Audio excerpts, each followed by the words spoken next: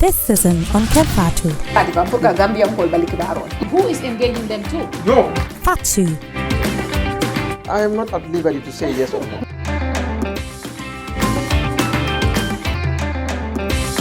Oli.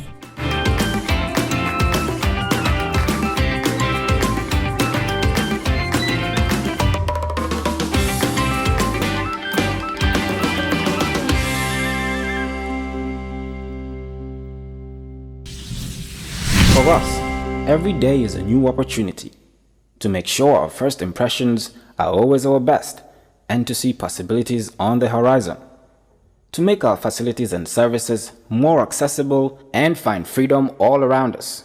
With a location proximity to active markets with a liberal air transportation policy, that daily pursuit is how we turn everyday opportunities for you.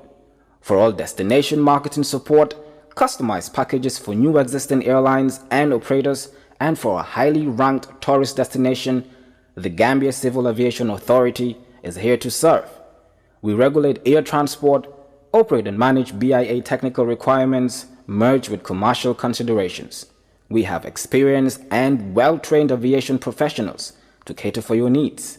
For investment opportunities in building airport hotels, shopping malls, playground for children, do contact us on 4472-831, 4472-893. Gambia Civil Aviation Authority. We go beyond daily.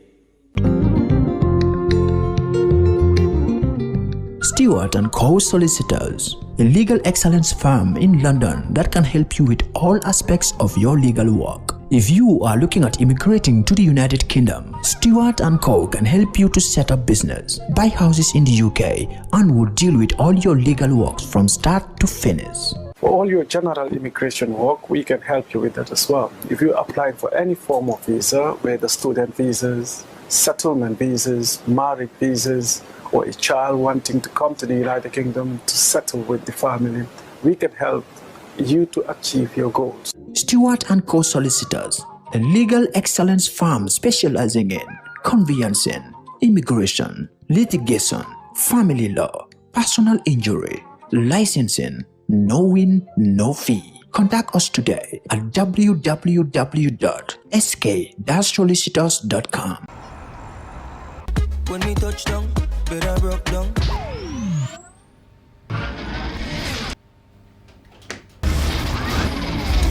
With Gamtel G-Fiber, now you can enjoy super fast internet in gigabytes. G-Fiber is affordable, stable, secured, and accessible to homes, businesses, and enterprises. With Gamtel G-Fiber, the future is speed. Gamtel, creating a brighter future in communication. Can't do small or big projects with the same dedication and commitment as we do. With a reputation as the leading printing company in the country, when it comes to major projects and innovative solutions, we always deliver in high quality, thus receiving the trust and confidence of our clients. From the moment your order is placed to when it is delivered, we believe in exceeding expectations from the sales manager to the production team, the account manager, and the person delivering your material. We have state-of-the-art equipment and a highly experienced and competent workforce that enables us to deliver top quality work on time. At reasonable prices, we provide our clients with multiple solutions right from conceptualizing, designing, printing, binding, publishing, and distribution. For all your printing requirements, we are strategically located at the Sankumsila Highway, the Gambia Printing and Publishing Corporation. We print what you desire. Every young Gambian dreams of a university degree. He wants a good paying job after graduation, a pretty wife, and ultimately own a dream home. What if I can't afford my desired dream home? And that is why you need to visit Universal Properties. We specialize in customer satisfaction. We listen to every of our clients' needs when we show the properties to our client. Before you know it, you hear the client saying, I like this house. This is the room that cuts my heart. And most of the time, they cling to the door, never to let go. Most clients want to close the deal right there. And that is why we always have their contracts in the trunk of our cars. We work at our client's pace. No haggle, no hassle. We're waiting for you at our office in Caraba Avenue here in the Gambia. We live in a day and age where technology is creating a world without borders, filled with unlimited potential to improve the lives of the people around us. Innovarex Global Health ushers in a new way of leveling the playing field with increased access to quality healthcare services delivered at your doorstep. Our qualified professionals are equipped with state-of-the-art point-of-care testing technology to conduct tests such as kidney function, liver function, electrolyte tests, body composition, hemoglobin, A1C, and many more services with the highest efficiency in delivering results. The addition to our flagship, Wellness on Wheels, more fondly known as WOW Delivery Service, brings the entire clinical experience full circle. IGH has remained committed to creating the future of healthcare delivery. Gone are the days of sending loved ones outside the country for basic medical services. Innovarex Global Health offers a new peace of mind and takes pride in delivering the quality of care we all deserve.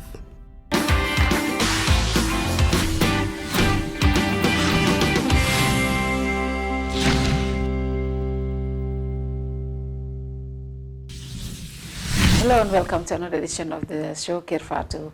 Badingol ngal bismillah na Kerr Fatou programme ton kamin natale aramisa nalwen jiwe kan GRTS mbal bismillah la programme to bari mol min yalon ko wolle kan no online on our Facebook page on Kerr Fatou and of course on YouTube mbal be welcome la na ni special programme to ni ajon ko special programme bayri nal hakilo bakang last week ka wolle ketanu African Day of African Child lumolo mi yalon ko ya kere pour ndingol mi yal ko be nyin tundola akela nyanto jube ka jube fanam fo nyante protect la nyaming be okay kan wala na ko mayata bi kan ka chana te ka dindingol la kol jube ka jube alfa la role munati man sakunda la role munati bare dol fanam individually na role munati wala na bi ko mayata bake nga Mr. Lamin Fati Soto. Lamin is the national coordinator of Child Protection Alliance. Lamin, welcome to Kerr Fatou. Thank you so much. For the first time from Baringe. And of course, also with me, we have Sarata, Honorable Sarata Sise. Sarata is the Speaker of the Youth National Children's Parliament. Sarata, welcome to Kerr Fatou. Thank you very much. And of course, we also have Yasin Dimbalan. Yasin is the head of Child Protection Unit of the Drug Squad. Yasin, welcome to Kerr Fatou. Thank you.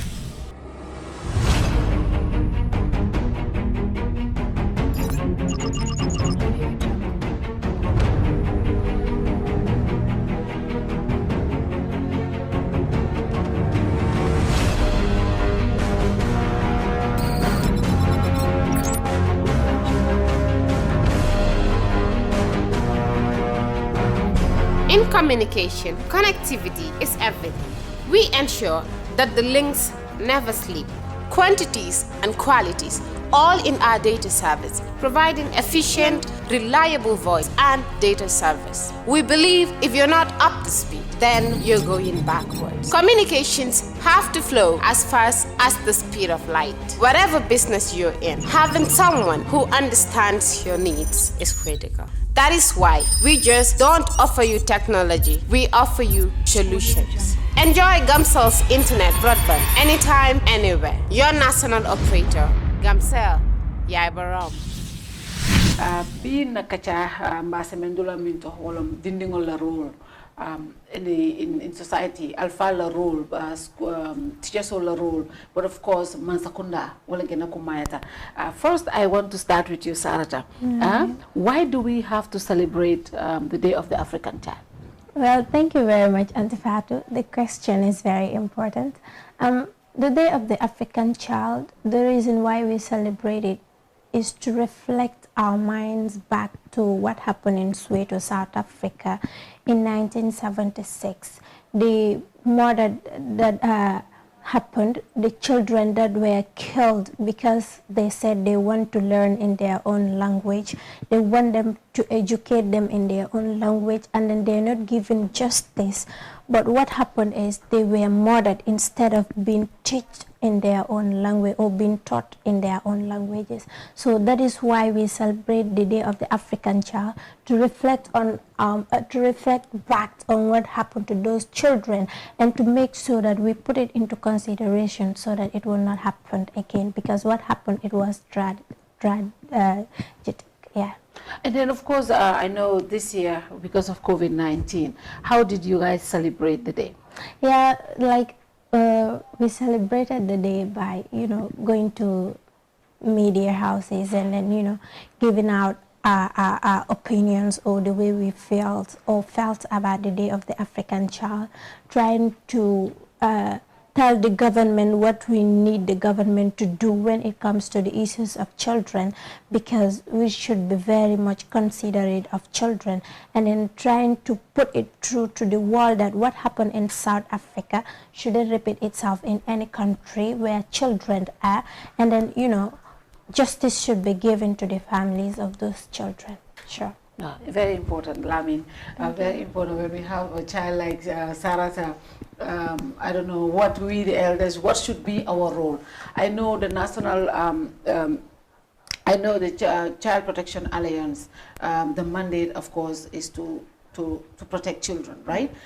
So tell us, what is the general situation of protection in the country?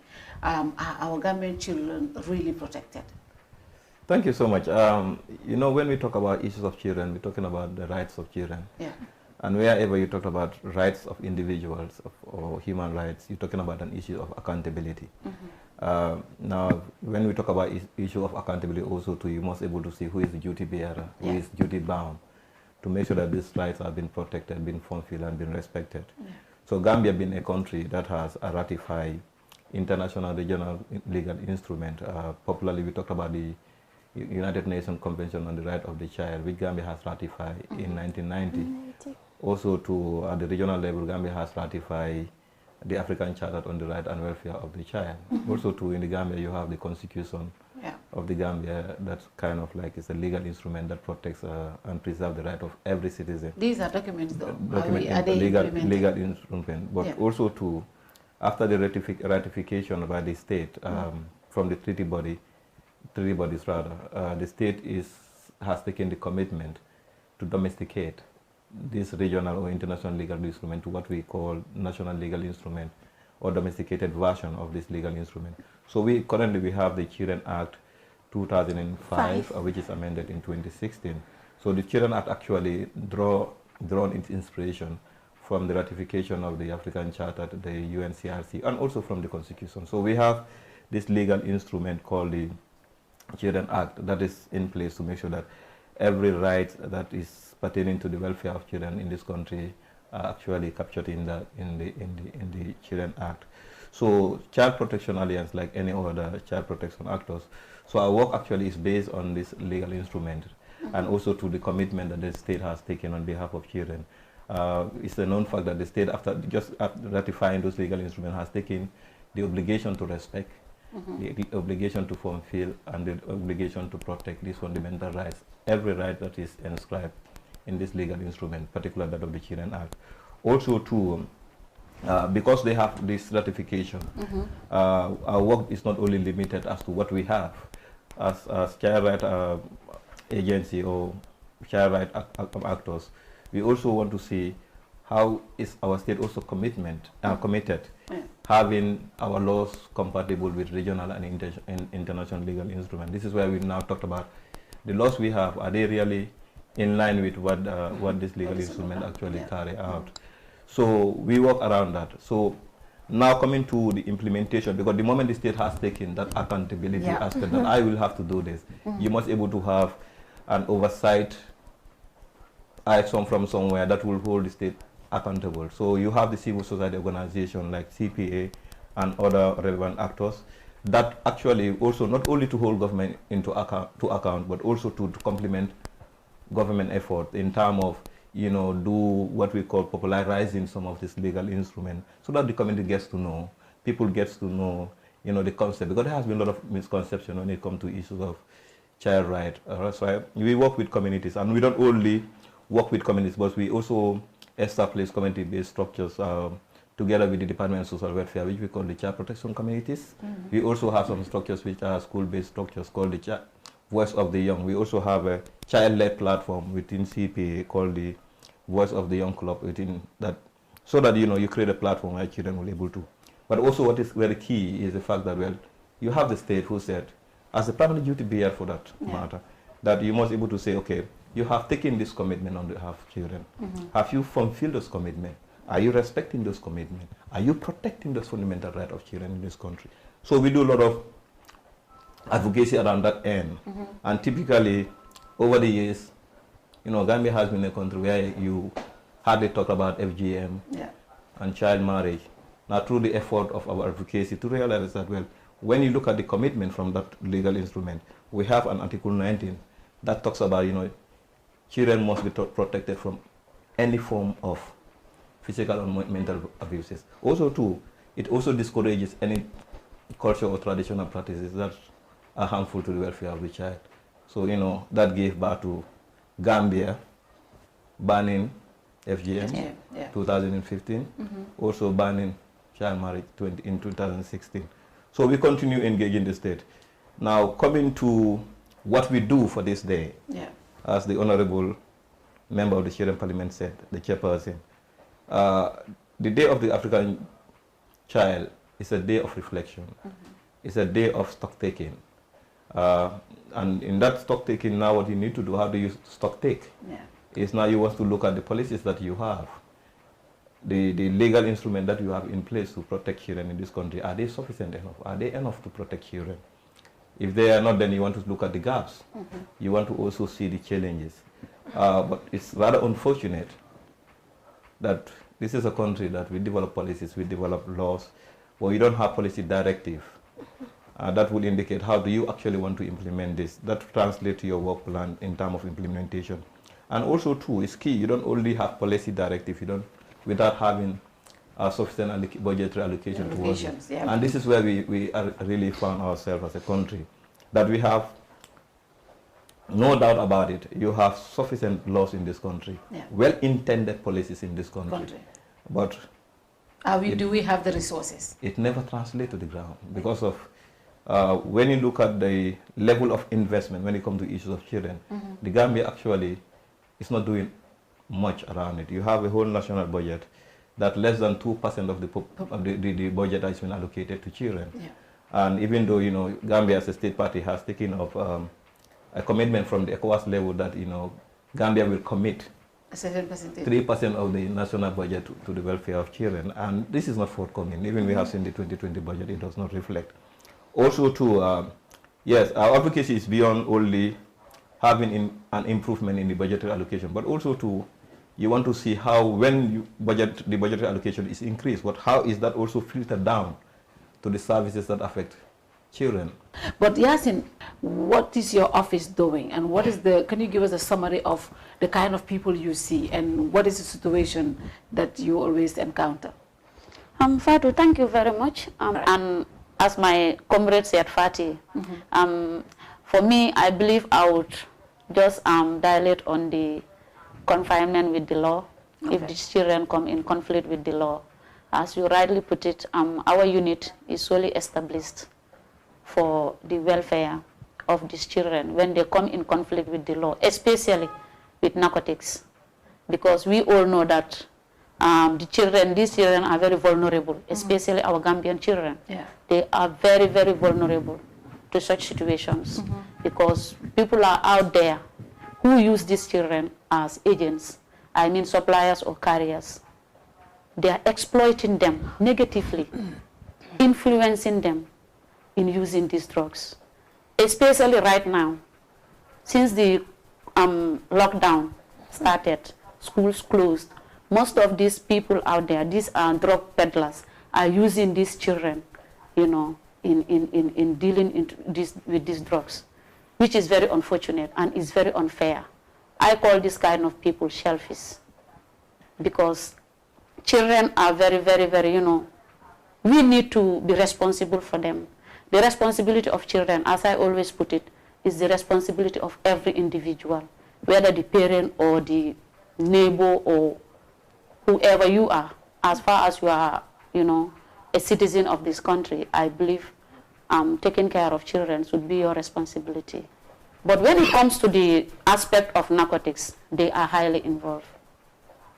For my unit, the Gender and Child Welfare Unit, we go the extra mile because many have the notion that our job is to arrest and detention. No, it goes above that level. We always go the extra mile in giving them counseling.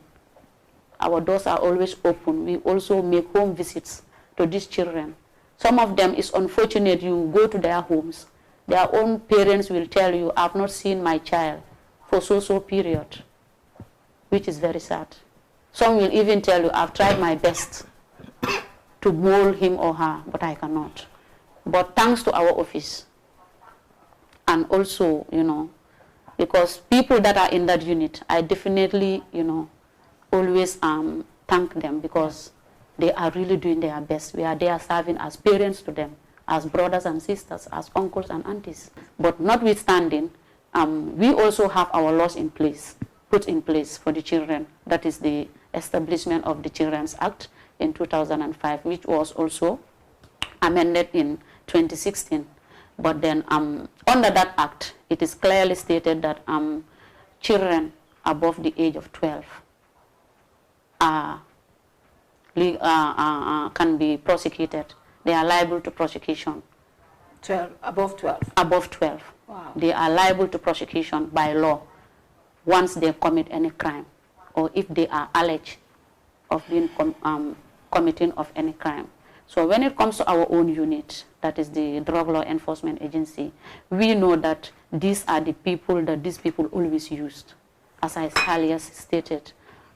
So children, initially, they always have the belief that they are, you know, they are children and the law has nothing to do with them.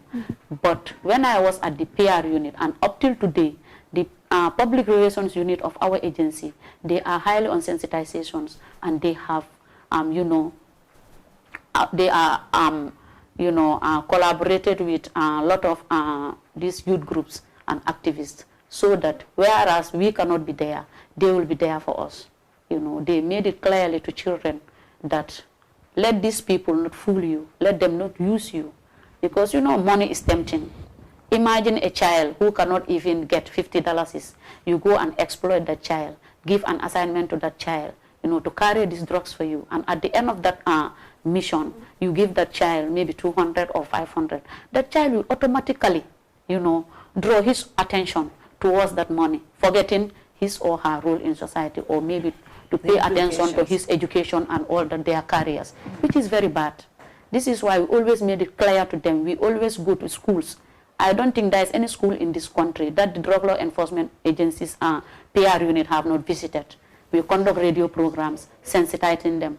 Even this International Day, commemoration of International Day for Children, we always have it.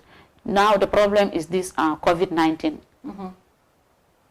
It has caused a lot of barrier to our job and lapses here and there, because even these radio programs now, most of their time slots are being given to the COVID program. So this is why, but the past years or so, we always make sure, I personally, I used to be on the radio, all the radio houses here and certain TV stations. We do go there, talk about the children, you know, especially this day. I do have it on radio programs for a period of 1 month. Yeah. You know, because these are some of the platforms you can use and tell the children what is their role and responsibility in the society, and also they need to know the laws that are put in place in the event that they come in conflict with the laws. So they need to know, and I believe once they know it, they will adhere and then be mindful of these people, because some of them will tell them as a student, officers will not arrest you. Nothing will happen to you. And some of them, they are so vulnerable, they don't know. They look so innocent. Yeah. They will believe you. And giving them the money, money is tempting. So they will, you know, all those are points that they always use against these children. They pollute their minds and, you know, waste their time. So we always made it clear to these children that you have to take up the responsibility. Because these elders today, some of them are already failures. So sorry to use the word, but let them not try to put you in that situation. You have a future. You are intelligent. You are skillful. You have the know-how. So try and use it. We need to give them the enabling environment for them to, you know, sow out their skills and their talents, you know. But once we don't create it for them, it will be difficult also for them. And they also know that when it comes to the drug issues, you know, drugs are very, very dangerous to their health. Yeah. Let them not always, this is what I always tell them, let them not always think of the law. Fine, for example, what I used to tell them is, if you come in conflict with the law, if you are arrested, taken to the shells, or then referred to mile 2, to the juvenile wing at Juice 1, what will you benefit from there? You will be confined at one place for a period of so time, maybe 3 years or so, or even above that. That will not benefit them. By the time you come out, some of them they reform, some they will not. But that depends on the individual. So in trying to avoid such situations, for them to fall into such situations, we always tell them, look at the health implications. This is the most important aspect. When you look at the health implications and you put it outright to them, I think if they think of that and read about it and educate each other about the health implications of drugs, then I think most of them will stay away. Saraka, are children aware of these laws, knowing that after above 12 years you will be sent, you can be prosecuted for some of these offenses? And what kind of platforms are available for you and other children? As far as I am concerned, the things that I've known is like it's the children parliament and then, you know, CPA and the other child protection units. Those people, like, they always help to advocate and then, you know, to raise awareness for children to know their rights and responsibility, and then laws put in place to guide and protect children. But, like, you know, most of the students knows that, like, they always, I can be here with my friend and we will be chatting and she will tell me ignorant of the law is not an excuse. So this simply means that most of them knows that ignorant of the law is not an excuse. But for the fact that also, you know, most of the children did not get access to the book or where the constitution, the law, yeah, they don't have access to the law. Yeah.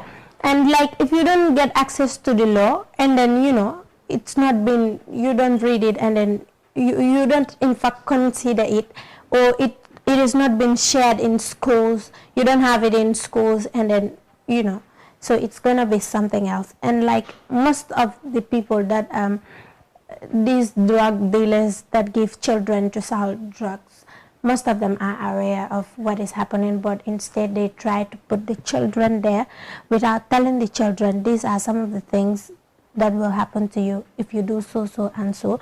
But I know that the adults are aware of the law, but, you know, most of the children are not that much being educated about what is happening. Yeah. And Lamin, this is a very, very important area for us because watching the TRRC, we have come to realize how bad our prison system is. How vulnerable children can be when they're in prison. And do you think our laws should change when it comes to imprisoning minor children? I think what is important for us to understand, Gambia, in terms of laws protecting children, as I said earlier, we have sufficient laws. We have good laws. I think the challenges are people that are supposed to enforce these laws are not even aware, don't understand some of this legal dimension. Yes, when you look at the law, it's very clear, especially now when we talk about issues of children. The Children Act, the laws are very clear that anything that concerns the child, the best interest of the child must be considered. Should be the primary consideration. Is it the best interest of the child to have the child in prison? So now when you talk about the issue of even detention, the children in conflict, either they are in conflict with the law or either they are in contact with the law. In conflict with the law, they might do things that are obviously against the law. Right, yes, we have the law that says children age of criminal liability is 12 years. Yes, but also too, when you look at the laws are very clear. Even to arrest a child, it should be the last resort. Because we know the vulnerability of children. All this that we're talking about, these are children that cannot make informed decisions. They are vulnerable and they need to be helped. Yeah. So somebody that needs to be helped, you don't have to subject that person to prison environment. Even though we don't say it's not prison, we want to call it juvenile. But the law, even the law condemns the issue of having children being detained. It said the last you could do is about the last thing you do as a result is to detain the child. But you could able to engage the child into so many engagements to make sure that the child does not have a recurrence of some of these activities. As he said, sometimes you see children goes through even those juvenile in sentencing, they will come out again not reformed. So we really you don't have to subject them to prison, but it's more like should have been more rehabilitated approach than having them exposed to prison. Even though in the communities, you and I will talk about juvenile, but you go to the community, do something and go prison. Yeah, already, that person, that particular child is developing that notion, that perception about me being a criminal. And then, it's not the best of environment. The law is very clear that children we should make use of diversion. Instead of having them in juvenile, you should be able to take them to do some community services and to give them reasonable support. But also when you come to the systems in place in this country, especially with the judicial system in this country, is quite poor. Yes, it's about you look at the element of protection, you look at the element of response, and then after response, what do you give? The remedial action also you realize that no, it's not something that we should be proud of. Because yes, for me, anything I said has to be based on what the state has committed itself to. So I hold them into account. Now you talked about, you go to 60-something of the Children Act, the state has taken the commitment that in every police station in this country should able to have a facility for children detention center. You go around this country, you don't. We don't. Yet you go and have children within the police station being mixed up with adult criminals. I think I will come up there. Right. Because I think I will clarify there. You go around this country, and for me, I will probably sit here and say that the Drug Law Enforcement Agency has a special shell that is designed specifically for children. But that is for drug-related issues. Issues, yes. Is it for general? No, this is why I said the Drug Law Enforcement Agency. No, the issue is, I'm looking at the whole system. I know. I'm looking at the whole system as a country. I'm looking at the commitment from this legal instrument. It says every facility where the child is supposed to be detained. The police, most of this detention happens at the police station. I have visited police station. I have seen children arrested for drug-related issues. Right? And they are put in the same cell as adults. Obviously. This is where I am saying that. So the issue is, yes, if the NDA happens to have that facility, that facility shouldn't be unique to them. It should be unique to all children. In all detention centers where we have our children. Right, so for us, the advocacy is the state has taken the commitment to say, yes, separated detention center for boys and girls. Right, and even as when it comes to issue of arrest, it's clear in the state and in the act that the moment you arrest a child, you must be able to contact a social welfare officer. Thank you. And we have been seeing children being detained, nothing like of contacting social welfare officer. Even their parents don't know. That's why I'm. So also too. We talk about even now the issue of having those facilities. Now the issue of having children court in this country is there. It's clearly stipulated in the act that every region shall able to have a children court. It's the recent one we have was last year when we have additional one in Mansa Conco. Right, but every region in this country is supposed to have. Now currently we are talking North Bank region did not have a children court. You go to Sierra doesn't have children court. Before even in the LR there was none. So even you see the issue of frustration also come down to the community level where an issue of abuse happen within those communities, because this is where issues of abuse have been very on the high prevalence. Yeah. Yet because of all these things have been not forthcoming or been prosecuted to the court because simply the facilities are not there. Right, so basically when you look at the whole justice system in this country, for children is not the best. I think we need to concentrate on on the issues to say, yes, children should not even be detained. Yeah. Right, sure. I have seen children being subjected to handcuffs. Yeah. At that very age. Is wrong. Yeah, I have seen children being slapped. I have seen children being taken as merely an object that is perceived as a criminal.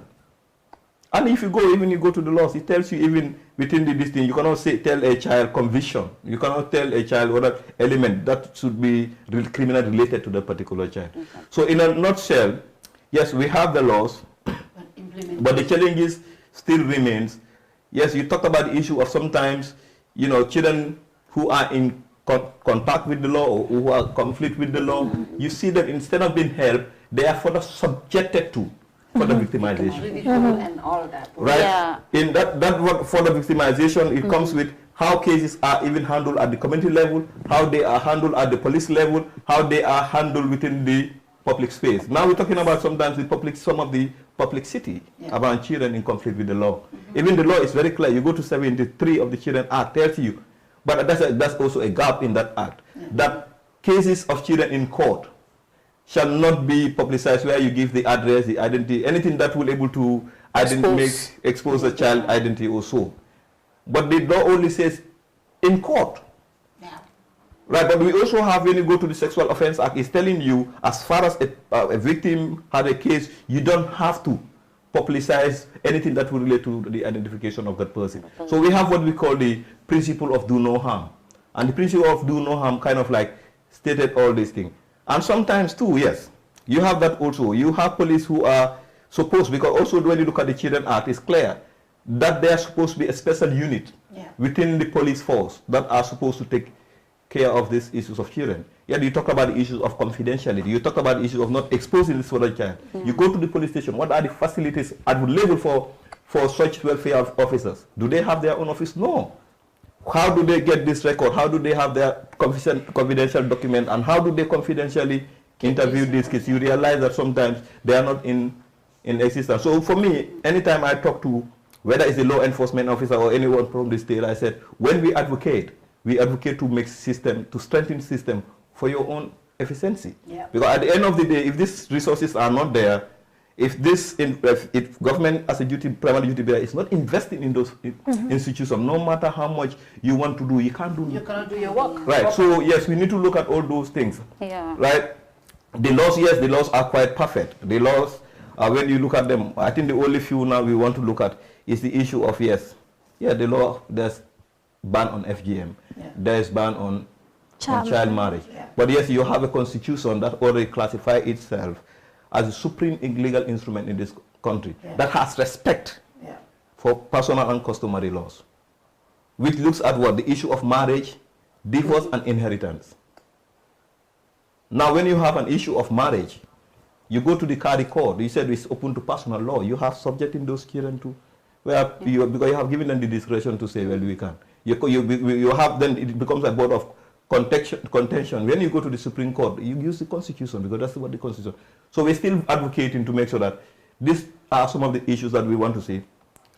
Sorry. The Constitution has to be aligned with the Children and our Children Act. The national laws have to be in line with regional and legal other international legal instruments. So that at the end of the day, yes, we have the laws, but now let's look at the mechanism in place. Even when at the national level, when you look at the structures, we have the structures, but they are not robust. Right? This is a country, and I will tell people, where you will go and have that cordial relationship between civil society organization and the state. Yeah. Yeah, we discuss with the state. I CPA or myself, I sit at the level of the National Child Protection Steering Committee, which is actually led by the Department of Social Welfare. And then we do a lot of consultation when it comes to those issues. But it's different from other countries. You go to other countries, civil society organizations have been perceived as what? As a Western propaganda to undermine government development. Here we have all those things. But as we talked about, it's about how do we have these laws in place? Now, children, a child, you go to section 14, so you go to section 14 of the whatever act. Children cannot give consent to anything unless when their age of consent is 18. Initially, we have the issue of where children could be subjected to some kind of like age for labor was 16, but now we have seen in the draft constitution that has been moved to the age of 18. Right, so some of the things that we see children being subjected to could be exploitative labor. Right, now you go to the Children Act from 41 to 44, it has give 4 classification of labor. It has what they call night labor, that a child should not be on the street immediately after 8 o'clock towards 6 a.m. But yes, what do we see? We see children on the street till very late, 10, 11. What is the enforcement officers doing around it? And unfortunately, this is a country where traffic laws are more enforced than protecting our children. This is a community where, at the community levels, our ruminants are more protected than our children. You go to communities when the Daba Kundanka or the Mana Kundanka did not see the goal, they go after the goal, but not the child. You also have what we call the issue of exploitative labor. That means, like she's now saying, you having to send a child to go and do something which is obviously in conflict with the law, but at the end of the day, this child derives no benefit from that. Right? You exploit. Sometimes we have seen situation where, to the extent that these children don't even go to school. Right? You also have this other one we call the light labor, which says it doesn't have no interference with the child education.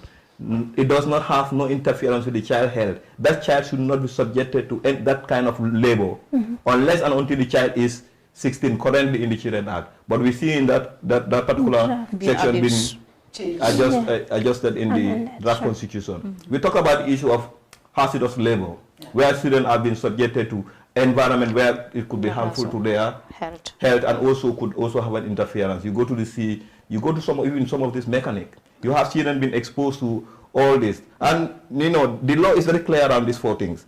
That in violation of any of these fundamental section in the Children Act, you have a fine of 50,000 with a sentencing of imprisonment of less than 3 years. But who is doing the enforcement? That is the issue. Exactly. Yeah, this is where I will come in. Is the state I will come in, and then make certain clarifications on some of the points. I believe since the time I was moved to the Child Welfare Unit, Gender and Child Welfare Unit of Brushubi, not far from here, I will invite Lamin for him to make a round visit. I believe he has not visited there for some time because there we have a special office. In fact, now since then, day one, the inception of that office, it is specifically referred to as the Gender and Child Welfare Unit and HR, Human Rights. We have a special unit. Sometimes we come into conflict with certain situations. When even you liaise with your senior, they will tell you that office is solely your office. Handle it according to the Children's Act. We are very cognizant of the children's rights. And our shell there, when you visit there, it is daily clean. They have their mattresses there, they have their toilet and shower. We buy them soap, sponge to bath and all these things because that is their rights. Those are their rights. We make sure they have it. There are some people, when they see you doing those things, they might even tell you, are these some of the things that are not going to contribute in exploiting these children? I said no.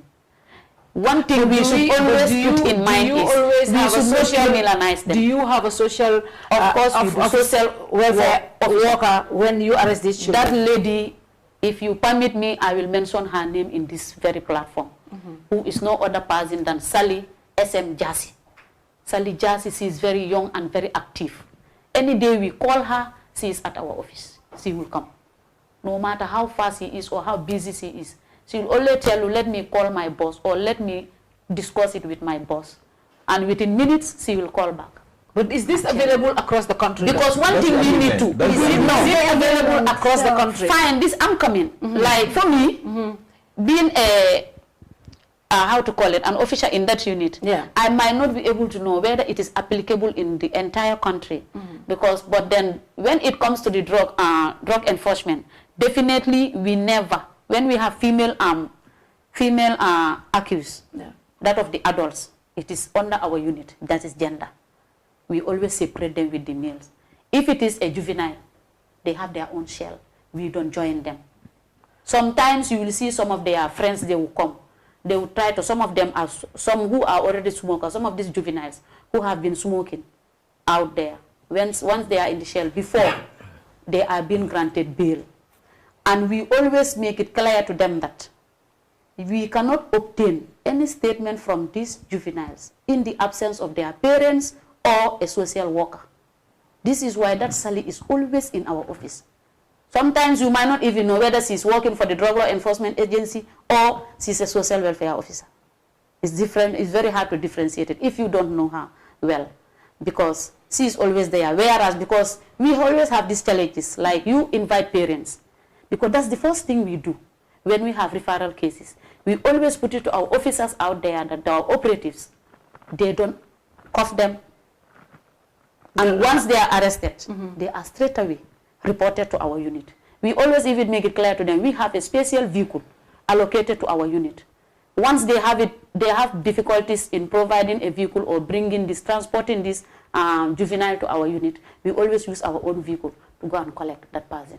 Once in that, during that period, we always, once we have contact with the child, the first thing we ask you is, where do you come from? Who are your parents? Can we have their contact numbers? We call them straight away, for them to be informed of the whereabouts of their child and to what offense he is involved with. We always inform them immediately. Some, they always respond immediately. But there are some parents, it's unfortunate that you call them, telling them about the welfare of their child. All they will tell you is, I'm not coming. But to us as child welfare officers, we always have our approach to such parents. We go the extra mile in convincing you. We have to counsel you. Sometimes, if we know that talking to you on phone will not solve out the issue, what we do is use our vehicle and meet you in your own. Come with your child, because we cannot take ourselves there. We take the child, including the social welfare worker, and then we go to these homes. We visit your home, and then we sit with you, with your parents. We discuss. Sometimes certain members, when they want to join, we said no. All because of the confidentiality that is involved in protecting the child. Because some of these children are from polygamous homes. Remember, when this other wife's child is involved in a crime, the other one will feel good about it and talk about it. In trying to avoid all those things, we only ask for the father and the mother. If these people are not available, the guidance, or maybe I will just put it short, the person who is responsible for the welfare of that child. Those are the people we sit with, we discuss. We use our ways in trying to convince you to come with us to the office. Once we reach there, the social welfare, we introduce you to the social welfare officer, and then therein we will tell you this child is in conflict with issue so and so. And then from there, the interrogation happens. Then therein, if you give the child, some of them, they will not want to talk, or they will feel shy or embarrassed because my parent is already aware of my problem. They will not want to talk. But there is a way we used. We have our counseling skills. We use them. We talk to you. I will tell you, don't look at me as an officer. I am not. I am your auntie. I am your sister. Talk to me. Do you have a problem? Are you hungry? Therein, there is a way you approach them. They will talk to you. They will tell you everything, and how long they have been into it, or how they were being influenced, or who is the person that influenced them or been exploiting them. They tell you all these things. So we talk to them. Some parents will even come and want to shout at them. We tell them, no, we don't allow that. We don't allow you to go back and beat your child because he is involved in such. And we will not allow you, the office doesn't allow that, for you to come and shout at your child. We don't do that. These are all things that we do. Because once you shout at your child, the person might not be able to say open up to you. Thank you. So these are some of the things we use. Like, I wanted to come in since. But the issue here is, you know, she is talking about the drug law enforcement unit. Yes. But I'm very sorry to say this, but most of the stakeholders did not know the laws. They don't know the law. The law that is there to guide and protect the children. Some of them, they only know of the Constitution, and it involves the children, I know. But like, if you come to like issues of children, most of them In fact, police officers will arrest someone and then will not be able, if you ask that police officer, what are some of the things this child has done and which part of the Children's Act is this child in conflict with? The police officer did not in fact know that there is Children's Act of 2005. It's so embarrassing that, like, we have people here in this country, stakeholders, they only know about, you know, budget and financial issues of the country, but they did not consider the issues of children. Yeah. And, you know, it's, I can say, like, it is so embarrassing that I don't in fact know how to put it, but it's something that, you know, some children, and we said, like, they have the right to participation, best interest of the child, right to life, survival and development. And we also said, like, the best interest of the child. These things are not being considered. And we said non-discrimination. So if you discuss about the issues of adults and then left out the children, where do you think they fall under? That's discrimination. Which column are they to be classified under? The government, when they're speaking, they will say, like, the issues of children are considered, but we don't see it. Practically, yeah. We don't see it. We said the children's parliament is there for the children. How will the other children, you know that the government is aware of us? When we ourselves as parliamentarians, they call us, because I don't think that we've been considered of. The children's parliament is been established, but like the way we think we should be considered. Yeah, considered. They're not considerate of us. And like we have given the government what we call the call to action. We've given it to the minister the last time when we have a conversation here. She said she got it. But we have not seen anything. Any response? Any response. We have not seen anything. And like, you know, the budgeting and whatsoever. If you... In Senegal, if a child talks to you, you know that, yes, this one is from this country. But in Gambia, just go out, meet with one child and try to talk to the person. The person will just be like, the person will just look at you and then just go. Because of, you know what, we're not given that environment to speak out. We're not given those platforms to, you know, express ourselves. Can you compare a child in Gambia? The way the child level of awareness, and a child from some other country. Can you compare the it's true. What she's saying, Lamin, is very important. It's important that, you know, this is how the children feel, and she is opportune. She has this platform. She has a big platform. She's the speaker of the Children's Assembly, and she goes to all these programs. But if this is what she feels, what about the children in Fatoto? What about the children in Basse? What is the feeling like? Exactly my point and always my argument. You know, it's high time that when we speak about decentralization. Even as when we talk here, we're only making specific example of to out of 100, you only have one particular thing doing it. Well, you have heard from the speaker herself. And I couldn't say anything more than how she feels. Yes, the state as a primary duty bearer has failed when it comes to dealing with children. And I always tell people to deal with issues of children need investment. It needs to create an enabling environment for children to explore. This is the only country you might say, well, you cannot even proudly count 2 proper recreational centers in this country. 2, right? You have deprived so many young people that leisure time to go and engage into recreation. For me, I always tell people, when you look at the Gambia, we have young people with talent, but because the platforms are not there for them to explore their potential, they become their level of self-esteem. My mentor will always tell me, children should not be on the menu; they should be on the table. But most of the time what we do, we discuss on behalf of children. We don't have participation of children affected in these issues. Even as where they are in conflict with the law, we feel like you have violated the law, blah, blah, blah. And moreover too, even coming to help issues, children on the street. For me, I don't see no reason why a child welfare officer should be in the station to wait for arrest. No. There's supposed to be continuous monitoring of the streets. I don't see no reason why we have traffic police officers on the street to enforce traffic laws, whilst we have child welfare officers still sitting in the police station. Yes, as she rightly said, even the issue of having that effort, because you need to make effort to develop your competency around some of these issues. I don't see no reason why would a child welfare officer even struggle to charge perpetrators. I have gone to police station where I argue bitterly to say, look, you cannot charge this person defilement. Even to make a distinction between defilement and rape, which are different penalties, become difficult. I have personally intervened to a judgment that was passed, that you have a person being guilty of defilement, but you go to the laws, it's clear. You don't have nothing like filing to fine a perpetrator. It's mandatory jail term not existing 7 years, but we have seen the perpetrator being given what? A fine of $10,000 payable in 1 year. Yeah.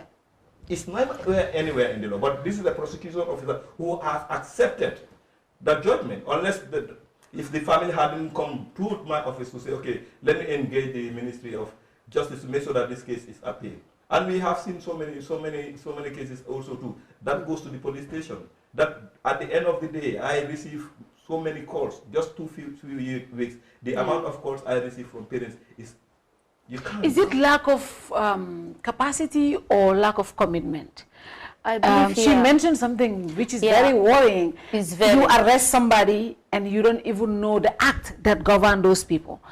People act, you know, even adults, police officers will arrest us and you ask them, but what offense are you arresting me for? Top of Marasi police station. To say that the responsibility lies on all of us, not only with the law enforcers. Like, as I have seen, you know, I don't want people to see that I am trying to defend my unit. No. But this is practical. Yeah. Obviously, this is why I said our office doors is open. Yeah. It is open to everybody. But do you know they are silently or secretly or but what I'm saying is the capacity available. Do you guys have the capacity? When it comes to capacity, the capacity, resources, and do we know the laws? Those are challenges. In fact, okay. Until doomsday, those challenges, it will be hard for us to meet them all. But why? But I'm coming. This is why I said it will be difficult because one, when it comes to children issues, I said it earlier, it should be the responsibility of everyone. If you love that child, this is why even the Children's Act, we are saying that let them not be called or referred to as criminals. Why? Because it's not right. It's not right. You cannot judge. You as the officer, you are not there to judge. Despite the child being, how do you know how the child came into contact with the law or conflict with the law? Do you know? Some of them, as I said earlier, they are just being used. They don't know. You understand? They are just being exploited like that. So this is why you cannot just jump up and then, you know, judge them. Allow them to talk. Allow them to do most of the talking. And you do the listening. Do the questioning and listening. The social welfare officer is there asking questions. And they'll be talking to you. Some of them even feel more comfortable, you know, when they are with us than when their parents are there. Because maybe they are thinking of when I go back home, my father or mother will be mad at me, beat me. This is why we always call the parents aside, not in the presence of the child, and tell you that our laws are against that. Make sure when your child goes home, although for us, that was how we were being groomed. We were trained at home. But for now, imagine that child is expecting a punishment at home. You go and then add more. We always tell you, please allow the child to sleep. Yeah. Maybe if you do that, you are giving the child confidence even to come up. Some of them will be there. They'll even tell you some of these problems that you yourself, you never imagine of. And this is why certain parents, I always blame them one way or the other. Never say that I'm tired of my child. I'm tired of taking care of or I'm tired of talking to him or her. It is not right. They are just children. Yeah. Some of them, they don't know. We need to nurture them. So you know, I think that's still, we talk about the issue of neglect and negligence. Yes. Yeah. And I think this is where we have another loophole because yes, you have it in the law, but you don't have no penalty attached to it. And let nobody take it for granted that parents have the liberty to decide not to take care of their kids. This is it. They are primary responsibility. That is and it. the state must be able to enforce them. The state should yet it come back again. Yeah. This is a country, we talked about the issue of living, the living standard of people. Yeah. Absolutely below the living standard. But the issue now becomes that as much as you want to enforce these laws, but now it becomes a duty bound again on the state. And I always call on the state. Yeah. Where families or the least privileged cannot able to take care of the the government as the primary duty bearer must able to. And that's why we have a whole department set aside. The Department of Social Welfare. They have safety net for community, for vulnerable people. Yet we talk about the whole budget, but what is the budget that goes to those people? Who are these vulnerable people? Unfortunately, Gambia is the only country that you don't have a comprehensive database that gives a classification of different type of vulnerability in this country. It doesn't. So for me, as much as we said, yes, we embrace, we have made some progress, but the gaps, the challenges are more than what we have. This is what I'm saying. Yeah. So we'll take our first commercial break. When we come back, we will talk about the role of parents. It's important. The role parents play. The role parents play. The role children themselves play. But also, it all comes to the state. All of it comes back to the state. So we'll take our first commercial break. When we come back, we will look at that as a whole. Are you thinking of owning your dream homes? EJ Investment is here for you. Secure our quality bungalows with 2, 3 or 4 bedrooms, or our story buildings 3 or 4 to 5 bedrooms at very affordable prices with flexible payment plans at our Sanyang Seaview Estate, where you can enjoy the cool breeze with modern infrastructure such as tar roads, covered drainage system, modern electrification with street lights, gated entrance with security posts, and social amenities such as gas station, shopping mall, medical clinic, park, schools, children daycare, and a lot more. Our dedicated team of professionals will keep the estate clean at all times, provide security and patrol team within the estate premises, install latest technologies such as CCTV, Wi-Fi, home network installation, solar panel, and power backup system. Also, check out for our additional home facilities and interior design service such as premium tiling, wall plaster, home landscape, fingerprint home lock, and a lot more. Visit our office at Senegambia Kololi Highway and get a free site visit tour, or contact us on 4464-838. WhatsApp us on 3259220. Or you can visit our Facebook page or Instagram on EJ Investments. EJ Investments, we are first in properties.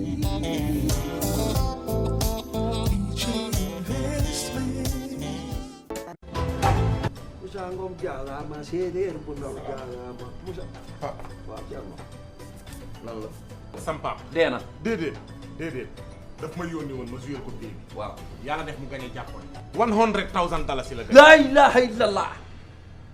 te yow xam nga ne sama papa dafa amee cardiaque. yow da ngaa dof yow xam nga luy $100,000. am naa ko kay man naa lu ñëw bëggoon nga dimbali ci. demal na nga def damaa toog rek sama xel mi ne ci yow. xam nga bërki démb li daal si benn waay fee. waaw ma romb ko rek. bërki démb. waaw muy yuuxu di tëb. ma ni kii lu ko dal ñu ne ma daal ci loto gaming Gambie bi la laal. jar na ko laal na ci lu di. waaw nga dafa am quarté am kente am tiercé waaw maanaam nag tey jii. waaw kente bi la. te jackpot bee passé. xaalis kente mooy lan. kente maanaam mooy juróomi fas yi. waaw beneen bi. am na quarté. mooy ñeenti fas yi. ak tiercé. tey nag xaalis bi daa gën a yokku. lu tax ndax jackpot bële dañ kaa tegaat ci bii. maanaam juróomi fas yi boo ko jàppee ci ordre mooy risque nga. désordre bi sax day fay. bu ma ko jàppoon yooyu moom noonu la demee da ngay dem rek jouer. am na lu ma yaakaar man gis naa seen kii yi kees yu ndaw yi ci biir dëkk bi. mais daal dama ni lii moom amul xaalis da nga ciy def sa xaalis. del jël wecce rek sànni ko fa xool jëmbat la. laa ilaha illallah. yow li nga wax ni tey ji bu yàlla dogaloon ma gañe ko lu mu gàtt. fi mu toll nii boo gañe woon $100,000. waaw nu may def. waaw nooy def. xam nga yow sama xarit nga. waaw damay fexe nga rey say noonu. ci nan. lu mu gàtt $50,000. waay. Thierno. woowee ambulance. lan la lu xew nii sa baay gay dee na. sama papa gay lu ko rey. $100,000 dalaa ne ko boo ma gàññaloon si li ma la yónni dama ko koy jox mu daanu ni sama kaw. man waxuma ko mu waxee woon la ko noonu yow la ko waroon informer ndax yow yaa ko gagné. yaa gagné jàppoon. fay lempo warugal la si képp koo xam ne doomi réew mi nga ak ñu fi dëkk bu fekkee ne ci at mi sa koom-koom weesu na $2,400 dalasi mbete weer bu nekk di nga am lu tollu si $2,000 dalasi lempo si la nguur gi di sukkandeku ngir liggéey yokkute réew mi GRA mooy banxaas bu nguuri Gambia sas ngir mu fayeku lépp luy lempo ci biir réew mi ba tax na GRA di yëgal faykati lempo yi ne warugar la pour ñu fay lu ñu naan withholding tax on contract payment maanaam bépp contract bu waay joxe te si biir réew mi la ñu toog kon xaalis si contract bi ngeen nangotoo war nga cee wàññi ci xayma téeméer bu nekk fukka bu fekkee ne contracto bi dëkkut ci biir réew mi bu boobaa di nga war a wàññi téeméer bu nekk fukka ak juróom lii mooy lempo bu ñu naan withholding tax on contract payment lii mooy lempo bi nga xam ne yow mi joxe contract warugal la nga wëlbatiku dem fay ko ci maakaani GRA tax office bu la gën a jege mbete ci banque yi GRA jagleel pour fay lempo war ngaa jébal lempo bi si diiri fukki fan ak juróom gannaaw bi nga wàññee ci xaalis si contract bi amul benn contracto bu ñu teggil fay lempo bi xanaa mu fekk ne nguuri Gambia ñoo ko jégale boole si projet yi nga xam ne mbootaay ndimbali ñoo koy dépense GRA di fayeku lempo ngir yokkute réew mi. Welcome back to part 2 of this interview. I mean, I think we have exhausted a lot during the first segment of this show. It's interesting and how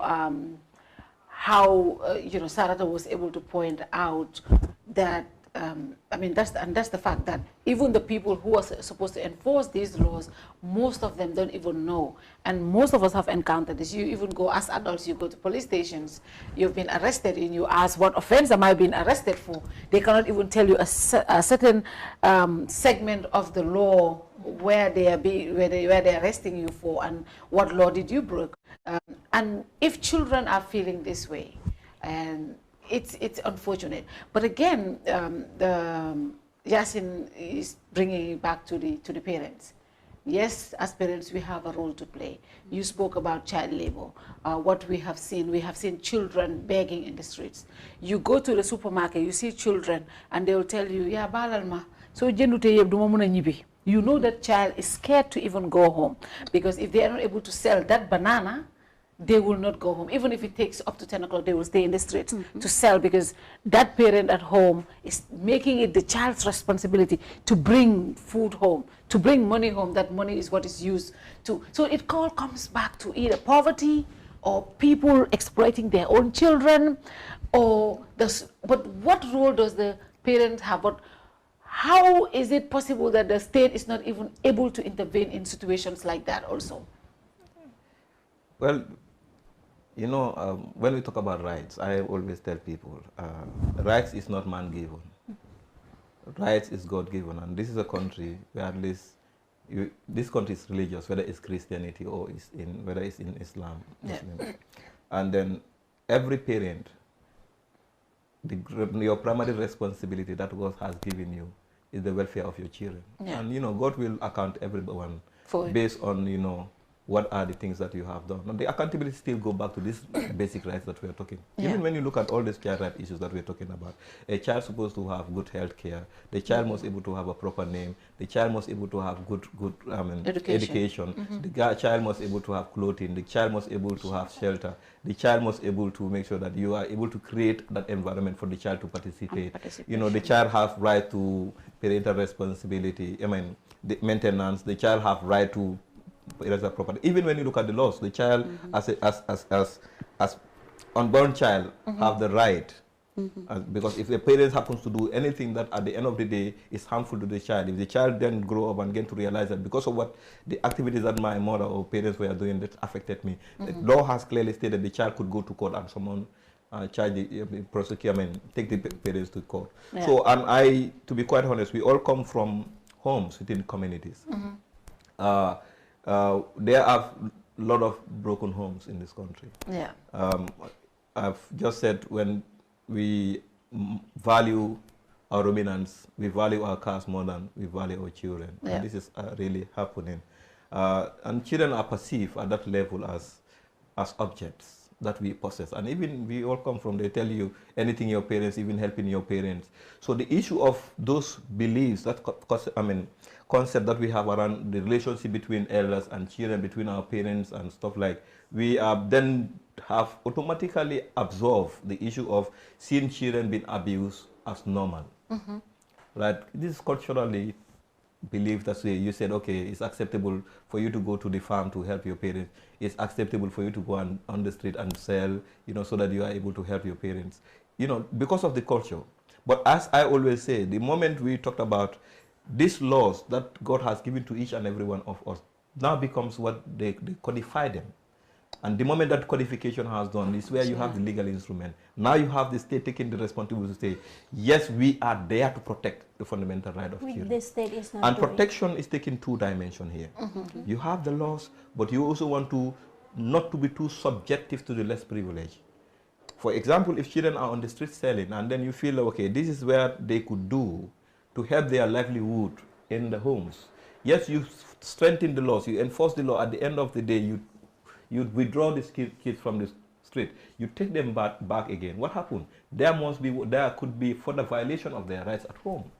It's either parents cannot afford giving them their 3 daily meals, they go into starvation. The issue of health becomes another responsibility. Or it's either you have seen where they are withdrawn from here to other part of the regions where we think that there are lost. And this is what bring about our children being scattered all over. The current issue of COVID-19. Now we're talking about everyone should be indoor. We have talked about all these state emergency regulation in place, but yet you go on the street, you see children as young as what? They are still on the street. Yeah. Right? Yes, the COVID affects every one of us, but it affects the most vulnerable. Right. So for me, yes, parents have responsibility. They have the primary responsibility to make sure that they are able to provide this education, shelter and everything. But where parents could not meet those demands, it becomes the state primary responsibility. And you go to reference to the legal instrument, it's there. You go to 60, I think it's 62. The state has taken it upon itself. That issue of child safeguarding in this country shall be their primary responsibility. It comes back to the state. It goes back to the state. Because for me, I always argue the fact that you cannot make a case for the state. You cannot tell me the state cannot do it all. That is their role. You go to state, for me, when I speak, it's about, let's make a reference to what the commitment the state has taken. You go to the UNCRC, which Gambia has ratified. You go to Article 4 of that particular section. It clearly stipulated to the state. It challenged state parties to say, you must be able to do everything within your mega resources to the maximum extent possible within international framework. So if Senegal is able to do things around children, you cannot go back and say, because I cannot do this, that's why I cannot do what Senegal is doing. And it has also opened a room to say, as a state party, if you think you don't have the resources, you are able to join the treaty body, write to the treaty body and seek for assistance in addressing some of these issues. Right? But yet, I always tell people, this country, don't say we don't have resources. We have resources. It's how do we prioritize our resources. And moreover, this is a country, hardly, you see children at the national cake, at the court. Even this COVID-19, all that we are seeing is the emergency response. There is no clear cut for the issues of children in this country. So yes, parents have the primary responsibility, but where they cannot, the state is duty bound. So it's not responsibility bound, the state is duty bound to make sure that they don't have the desire to say we cannot or we can. It's for them to make sure that they are able to do lobby, do everything reasonable within their resources to make sure that the plight of children have been addressed. But unfortunately, you come back again, you look at even the amount of investment that we do towards children in this country. 80% of the fund come from donors. Right? I'm telling you, most of these activities that we are now doing, to the extent that government cannot align its priorities to what they want to do. Because when donors give you money, they direct how you use it. Exactly. And this is for me, we should be able to graduate from that. Government should be able to have a greater extent, to the greater extent that they are able to influence. Even when donor comes to this country, you align your priorities with our programs. And this is what we could do.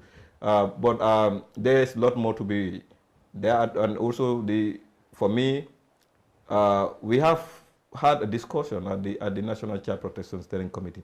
Now what we are trying to do now is to have, it's already instituted.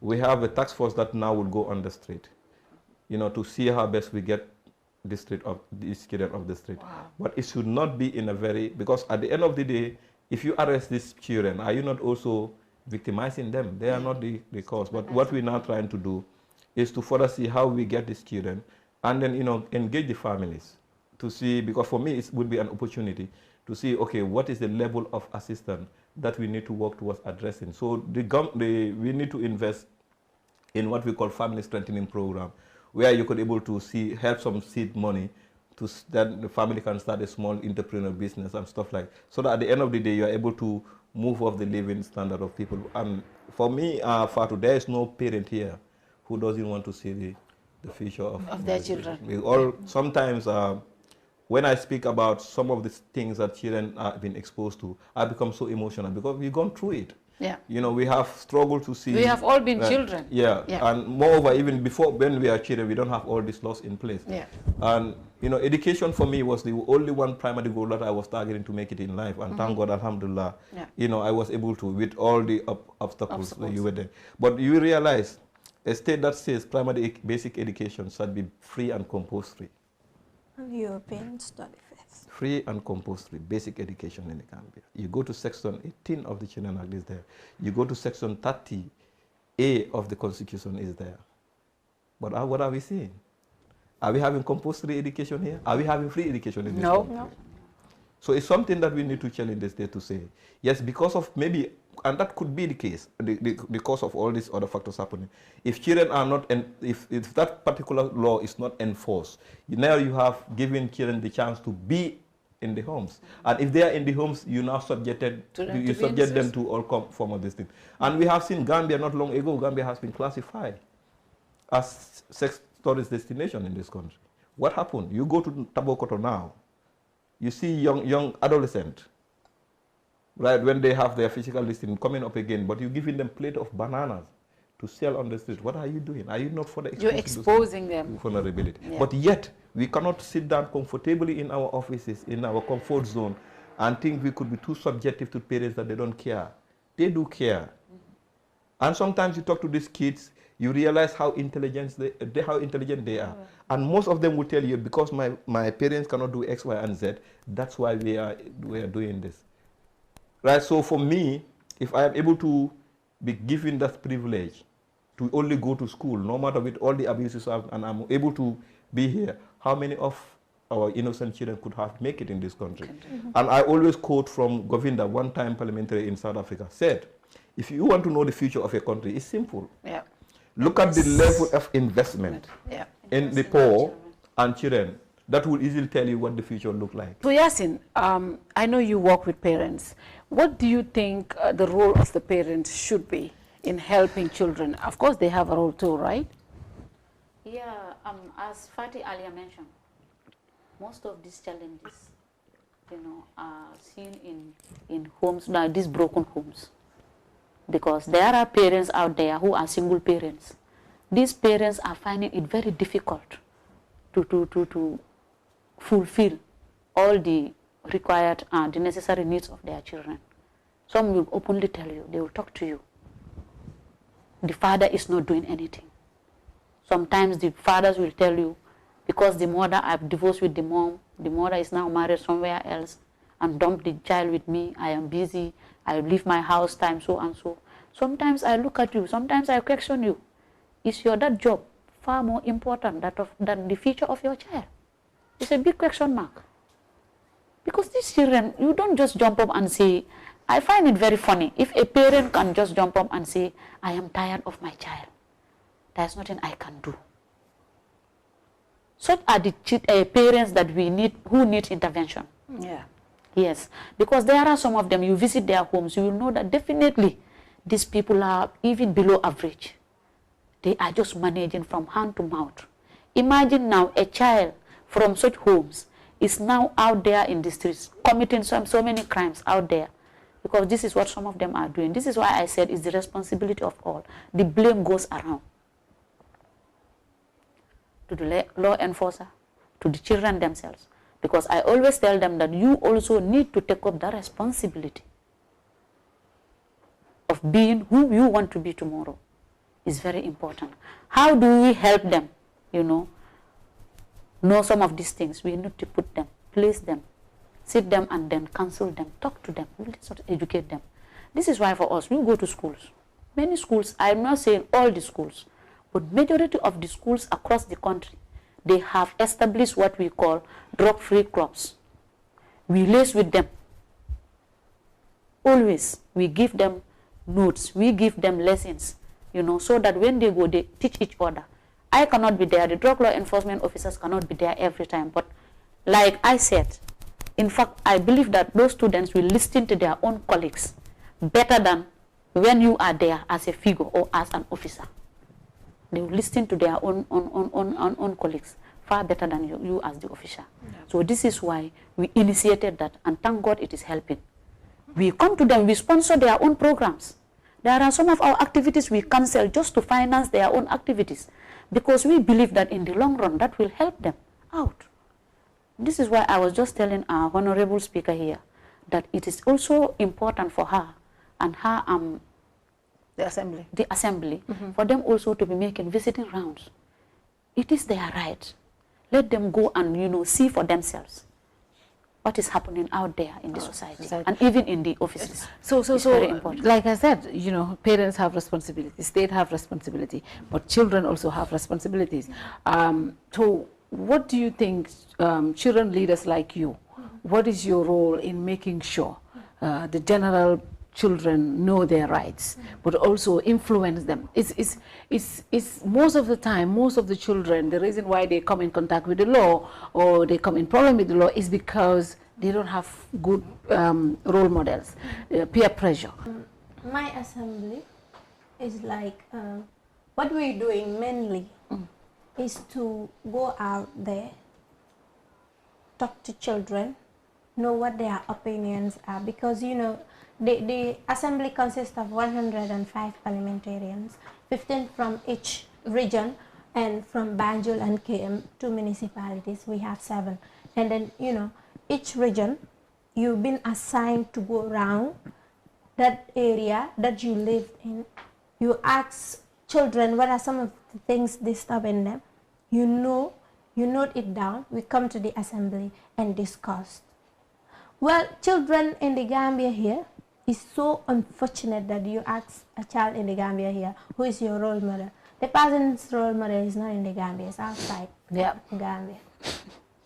Why is that? Don't we have enough role models in our country? The reason is, like, you don't have anybody to look up to, because they don't show you that we that much enough to be a role model to you. We don't see those signs. They don't give us the ways, the techniques, the methods to look up to them. In fact, their own children will not look up to them. That is sad. That is the reality, though. So do you guys have the required resources? I know you have parliamentarians across the country, and you have to reach out to them. But also your primary role is as students to read and study, but you also take up this responsibility to create awareness. Do you guys have enough resources to be able to take care of your basic requirements? Well, we can say Alhamdulillah, because, you know, the National Youth Council, we have UNICEF, so we have Child Fund and the others. You know, they all try to contribute to the issues of children. I can say, even whereas the government is not able to give, we have these NGOs like UNICEF that will be able to fund. Though, like, the way we expected the parliament to be, it's not that much. Because, hey, go to other countries, go to Guinea-Bissau, South Africa, you join their children's parliament. They will be like the main National Assembly. In fact, those people, you know, it's just unfortunate that Gambia is just, you know, I don't know which grammar or which word to use to describe how the Gambia is when it comes to the issues of children. Finally, Lamin, I know we're running out of time. I want to talk about rape issues. Why do you think we have seen a lot now cases of rape coming up? Why do you think we have a number of cases coming up now? I know we had cases before as well, But I remember when the former president will, if you rape somebody else, like there's no compromise. But now, why do you think we have more rape cases coming up now than before, especially towards children? Well, if you're going to make some flashback comparison, yeah. You have a man who said, if you do this in my country, I'm going to castrate you for my language. Yeah. You have seen that alone has dropped down the cases. Yeah. Not even in terms of even crime rate. Even crime rate, yeah. So what is that telling you? Then you have the element of someone who want to force the laws to the latter. But you have then the newfound Gambia, newfound freedom, that we think that the laws are nothing to go by. Everyone is left at his or her own liberty to do whatever they do. And also too, if you have these cases coming up, yet you cannot have any statistics to brag about, then that signals something. Yeah.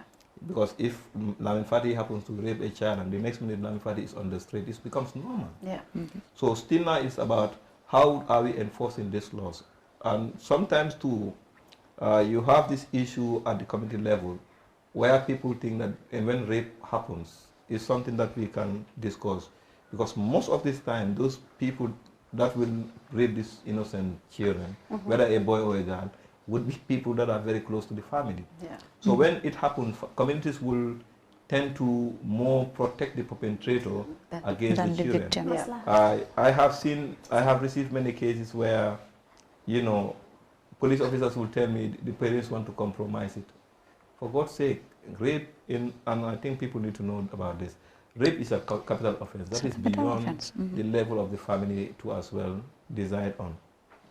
Sometimes communities will report cases, but due to the longevity of some of these cases, and even sometimes you will have the issue of the interrogation part of, having this information. How do they interrogate this family? Sometimes the issue also need to be looked at. What are the expertise in interviewing, in taking statement, witness statement as well? Because sometimes we have seen where instead of you allowing the child to come up, you are trying to give the child to lead the way. And sometimes we have seen where sometimes they make caricature of rape cases where they said, are you sure? Yeah. If somebody is giving what were you doing there? What were you doing? Yeah. And sometimes we take it as a joke. So some of these things also at one point will discourage families who are not forthcoming. Hardly you come by a rape case whereby the child will tell the parent. Yeah. It's either pregnancy occur or something happen, then somebody will have to intervene the child to kind of speak up. But coming down to the issue of why still now rape on the increment is still the issue of what? Yes, you have factors. One could be the laxity in terms of law enforcement. Yes, you talked about the issue sometimes to the police could able to frustrate the efforts of the communities if they want to do that. Yeah. Also, you have the community pressure where they feel like, it's masla, we are all relative, why don't we talk about those things? Yeah. So, yes, to be quite honest, we're making some progress. Initially, we don't receive cases of rape. We are hardly been heard of or reported. Now that we're doing and people are coming up. And as communities are taking the initiative to come up, and the moment we have seen 1, 2, 3 prosecution, that will ring the bell. But if I also receive cases where I will be, they will tell me since March last year, there has been this, my child has been raped, and then we have seen the perpetrator on this, what is happening. So you have the whole thing of people being discouraged to even report. And even not even the issues of rape. Sometimes amongst ourselves, we feel like you go into the police, it's waste of time. You better take the law in your hands. Yeah, so there is a lot more that we need to do.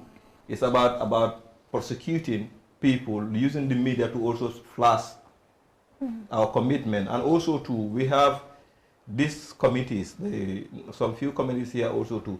When these cases happen, we don't come and condemn it outright. For me, when we look at the issue of the the Sun newspaper publication, I have seen the state going to the extent of calling press conferences, endless press conferences, to the extent of even denying the fact that it doesn't happen. But I have seen children being raped in this country. I have never seen any statement from the state. Yes. I have seen a child been tortured or been punished by a chronic disease. The child passed away. I have not seen any statement from him. So that tells you, yes, if we want to create that environment for children, the state must be able to take its position, firm position without compromise.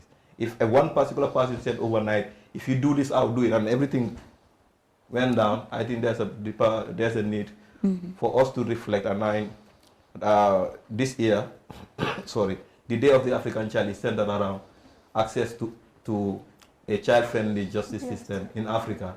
Gambia has taken as access to child-friendly justice system in the Gambia. So for me, it's an overhaul. This should be a period where we have an overhaul of our system. Go back to the drawing board. Let's have a roadmap, right? Let's see when these issues happen. And she rightly said, we have our individual and also we have our collaborative efforts to make sure that we are able to tackle the issues of rape in this country.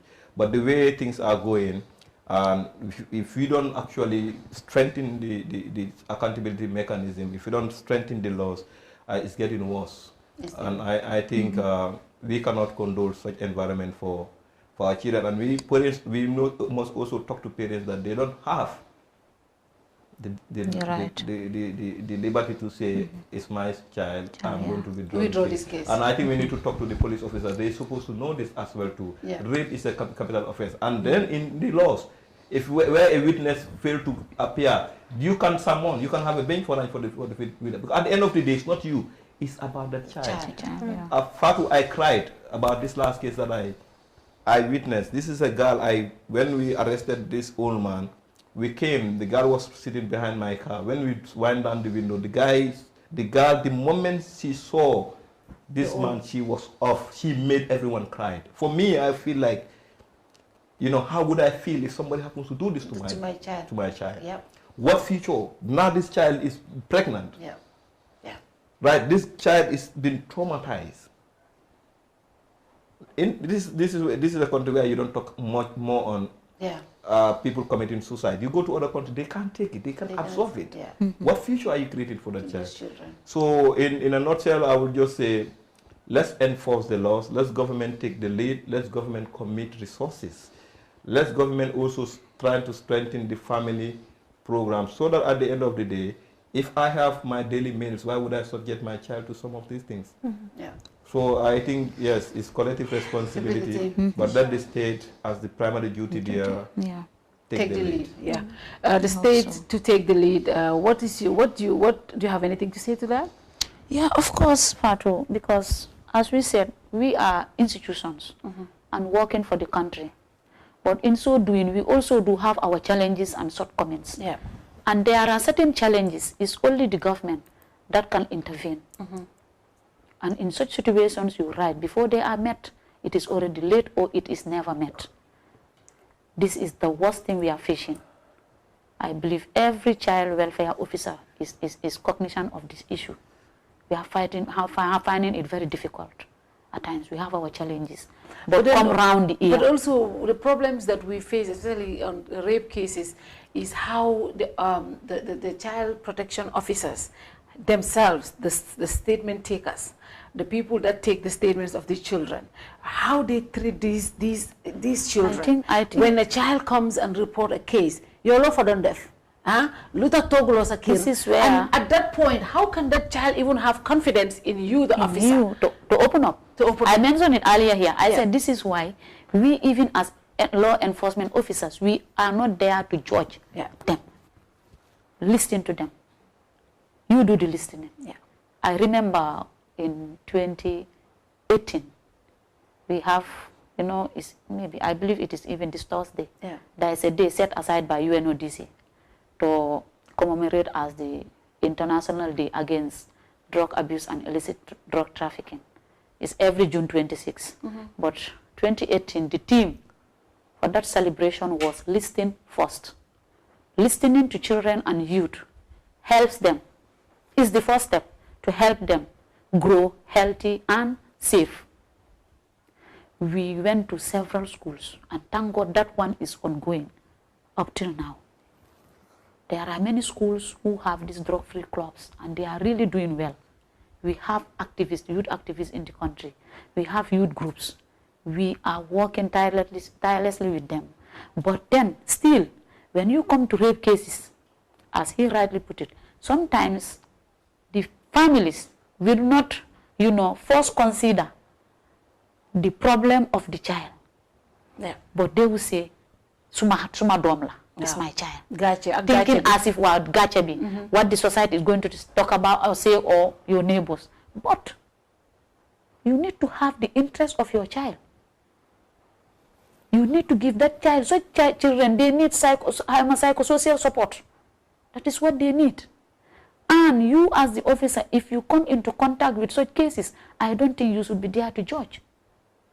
That is where statement obtaining is very important. And I believe, to cut it short, I believe more trainings, awareness trainings, should be conducted across the board. Across the board.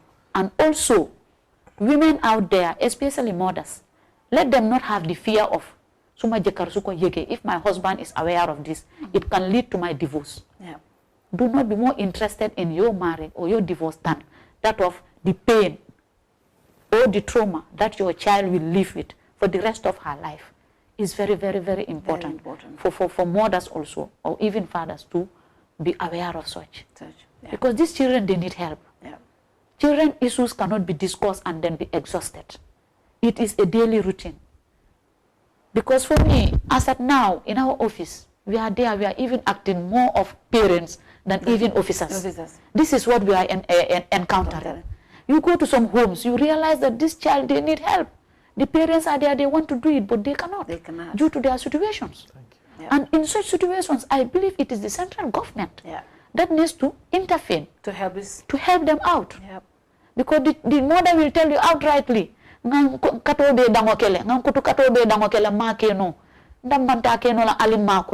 will be sleeping late at night, they will call you. Officer, some of those, put yourself in such situations. Yeah. You cannot sleep because you are an officer. You have to respond to them. It is your job. You sign for it. But I believe where need is necessary and help, it should be given. It should be given. And children issues, as I always say, should be prioritized. Every platform I sit, it should be #1 priority on our every agenda. On whatever we are into, children need to be included. Their participation is there. We need to give them that right. Let it not only be stipulated in the act, and then we place the act and dump it. It be practical.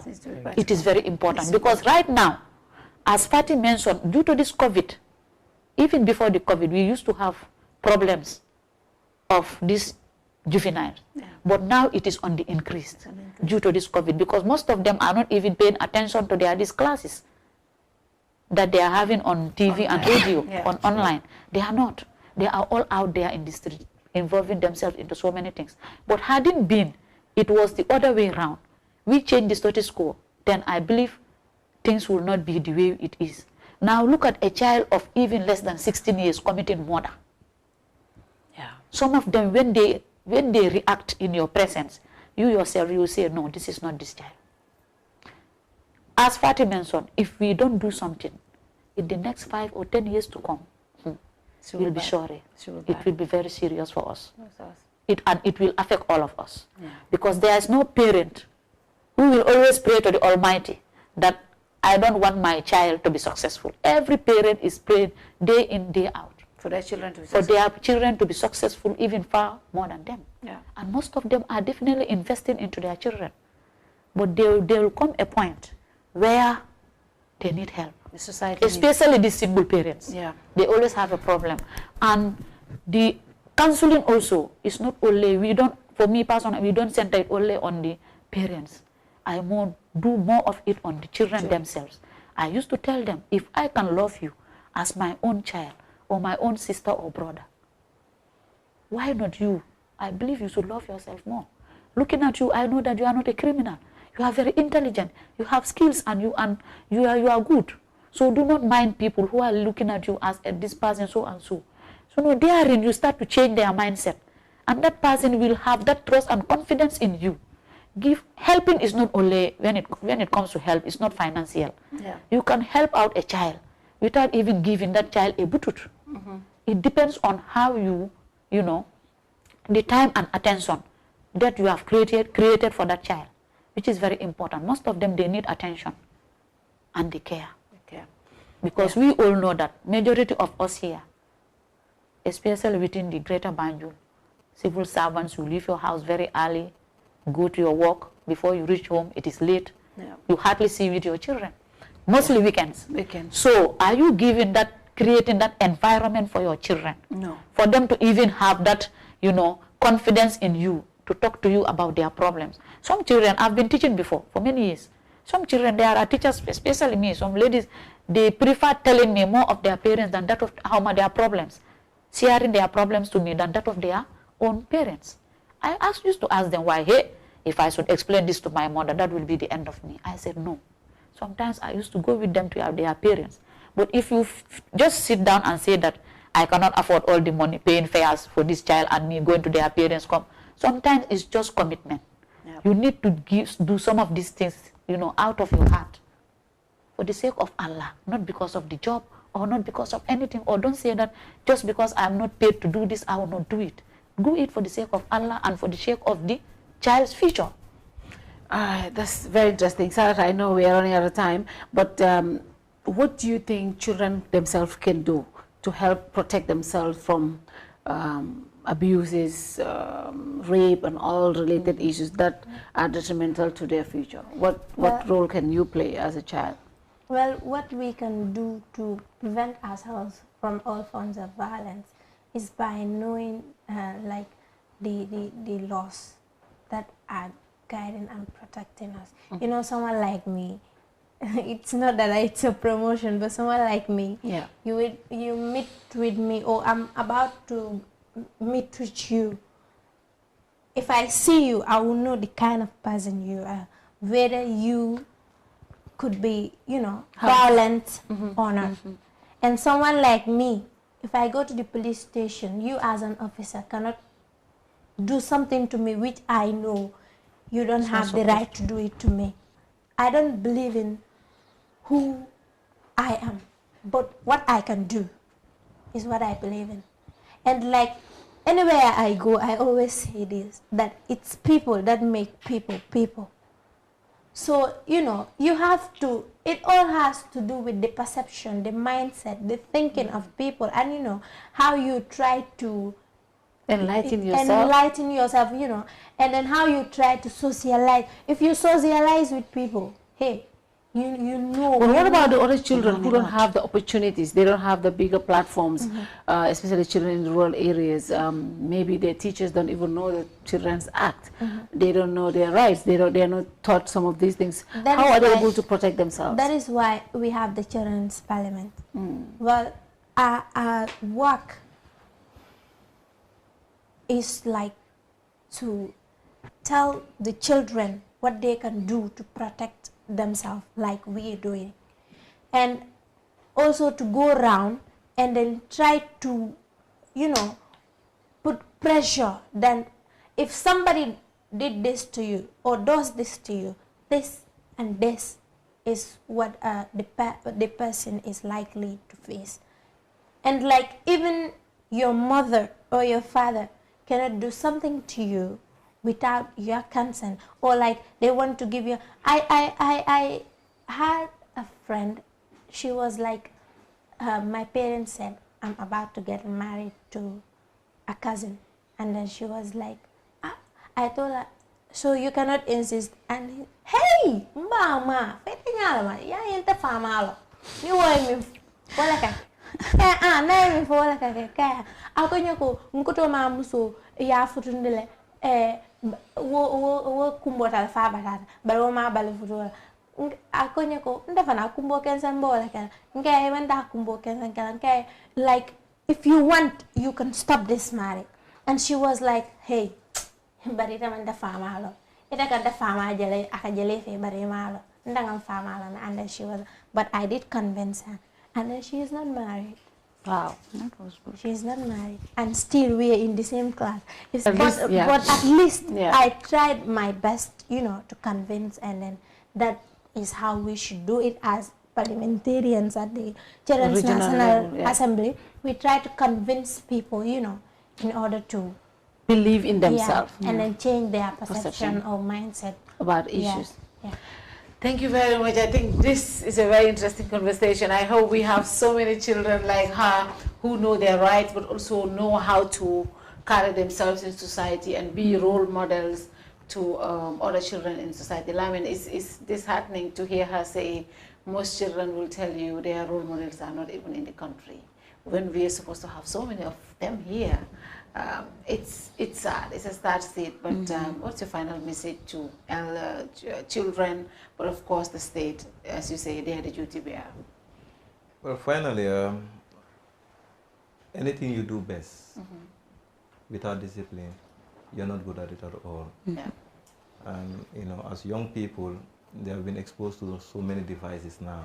Yeah. Whether it's within the music industry, whether it's within the movie industry, children have so many things at their disposal.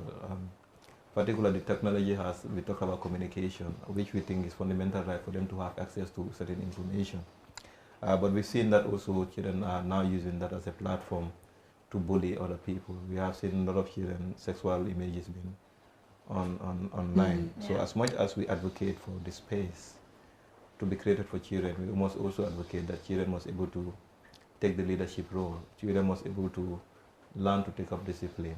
And, you know, for me, I always tell people, I think what is affecting us is not the issue of child right, it's the fact that we are doing away with our best cultural practices, our traditions. Because when you talk to other people, they will tell you, initially we communicate through body language, not with the words, not hitting. Yeah.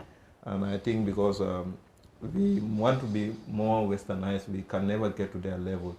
We have gotten rid of our culture and tradition that are quite of positive, that make us to be where we are now. She was like, it's collective. Before, a child becomes everyone's child. Now, because of we are seeing a lot of disintegration among ourselves, and then children are not being catered for. So children must be able to take the responsibility, and the responsibility is not by accident. Yeah. You go to the Children Act, section 23 of the Children Act, talks about clearly the responsibility that a child must be able to, and it promotes that children must be able to work towards having cohesion within the communities, to work to use their talents and skills towards the development of the country and to the larger world. And it's also advised that the norms and culture of this country must be able to be taken from here to the international platform.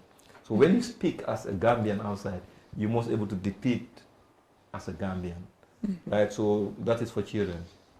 Yes, the state must be able to have that reflection. We have the mechanism, we have the laws, well-intended laws, but let's see how do we develop a national roadmap that will be able to tell you how do we have collectively with all stakeholders in this country, how do we synergize our resources together. Resources are in this country, especially when it comes to issues of rehabilitation. Yeah. We spend millions, and that comes back to also, it's not only time the government, but also within civil society organization. Yeah. How do we accommodate amongst ourselves? How do we collaborate? How do we partnership? But we have also seen that spirit lacking.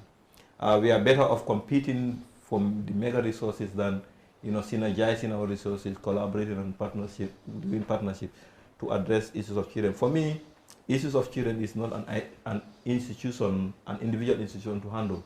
It becomes an issue of national issue, and it becomes an issue of national approach to address the national issue.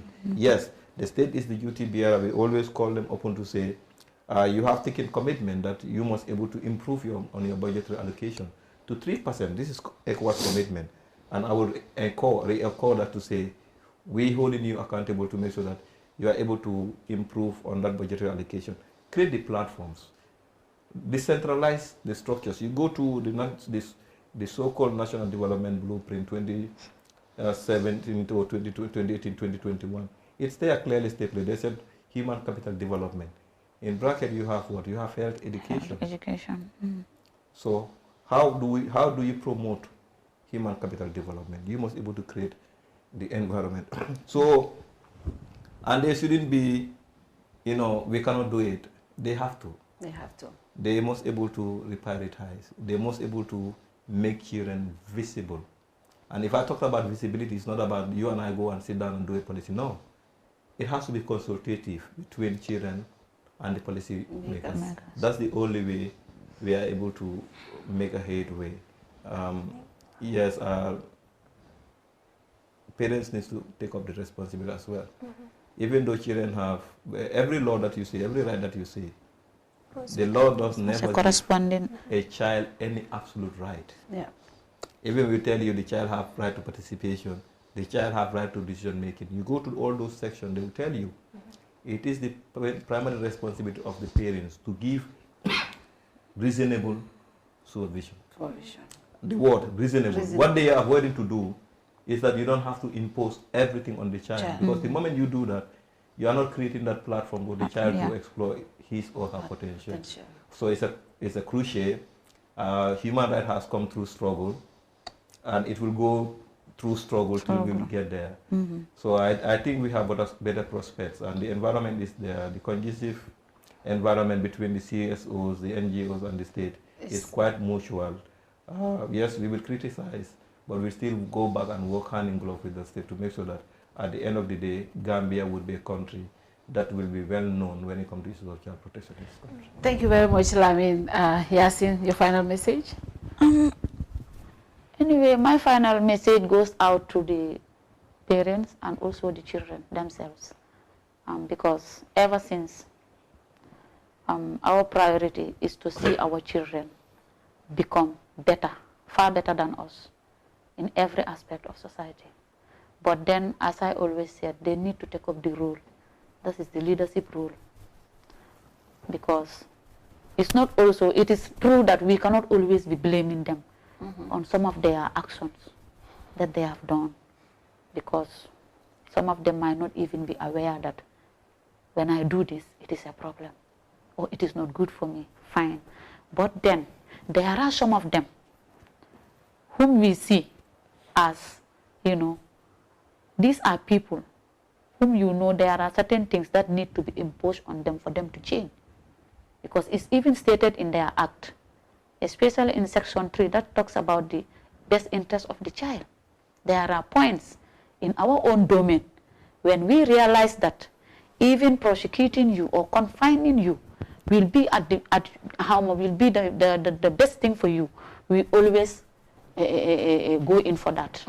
Because there are some of them, you go to their homes, the way they behave, or immediately, because for them, we always need to put in, remember that, especially when they have conflict with the law, we always put in point that these children need to be bailed within 24 hours. We respect that.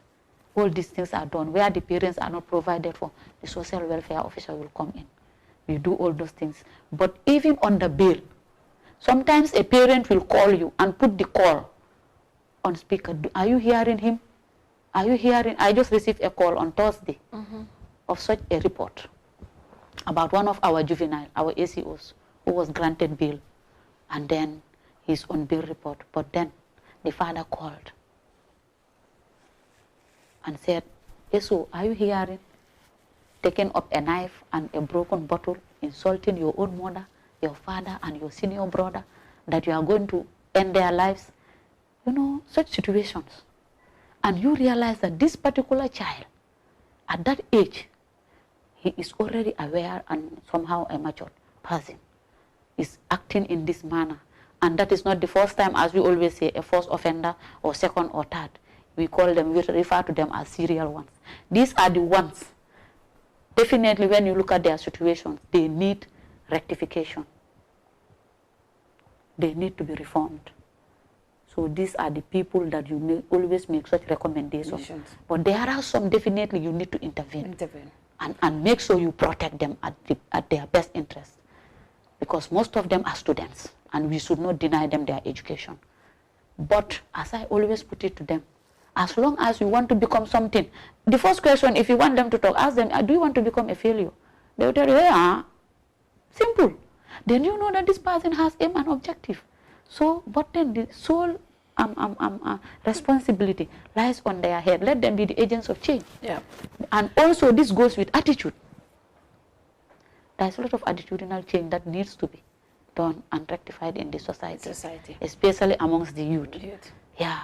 Thank you very much. This is why I said let us all help them out. Let us show them love and care and the respect and create the enabling environment for them. Only then we will realize our goals in the not too distant future. Thank you very much, Yasin. I think that is that captions is always care for them, love them, and show them the respect they deserve for the needed change to happen. Sarata, your final message. I know COVID-19 is on. There's no school.